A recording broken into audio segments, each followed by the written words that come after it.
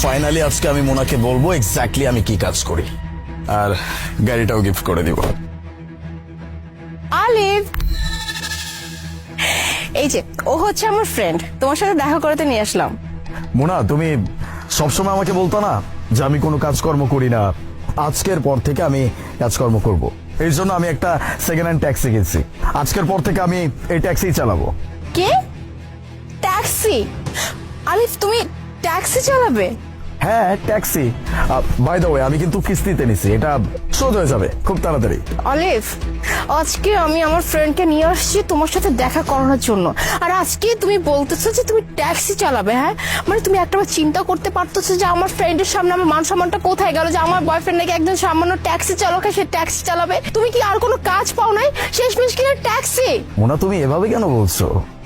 তুমি তো আমাকে সবসময় বলতা আমি কোনো কাজকর্ম করি না, আমার কাজকর্ম করা উচিত, এই জন্যই তো আমি ট্যাক্সি নিছি। আর এটা থেকে কিন্তু আমি কম ইনকাম করব না, মিনিমাম ওই 25 থেকে 30,000 টাকা মাসে আমার ইনকাম হয়ে যাবে।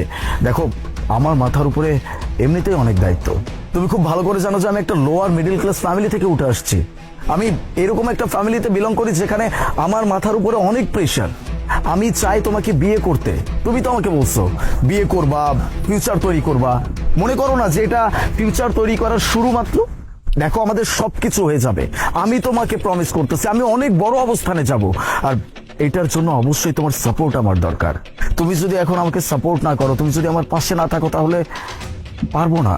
আলিফ, হ্যাঁ আমি তোমাকে সব কথা বলতাম, ঠিক আছে, যে তুমি এইটা করো, তুমি ওইটা করো, আমরা একসাথে অনেক দূর যাব, আমাদের ফিউচার আমরা এই করব সেই করব, কিন্তু আমি কখনো এইটা ভাবিনি যে তুমি ট্যাক্সি চালাবে। আমি অ্যাটলিস্ট এটা ভেবেছি হয়তো তুমি ভালো কিছু করবে। হ্যাঁ, আর তার থেকে বড় কথা, আমার একটা ড্রিম আছে, আমার একটা ইচ্ছা আছে, আমি কি করে একজন ট্যাক্সি চালকের ওয়াইফ হবো। তুমি এটা কি করে ভাবলা? হ্যাঁ, আর এই যে আমার ফ্রেন্ড, ওর স্যালারি কত জানো? হ্যাঁ, ওর স্যালারি মাসে 1.5 লাখ টাকা।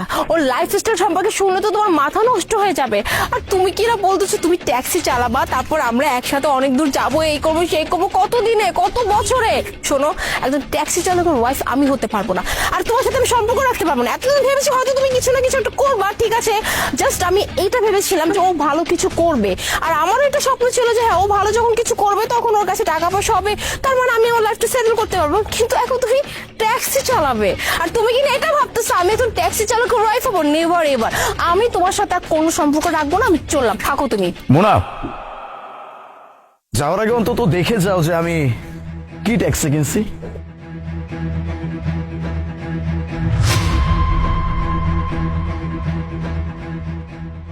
হোয়াট? 50 লাখ টাকা দামের গাড়ি? এক্স্যাক্টলি 50 লক্ষ।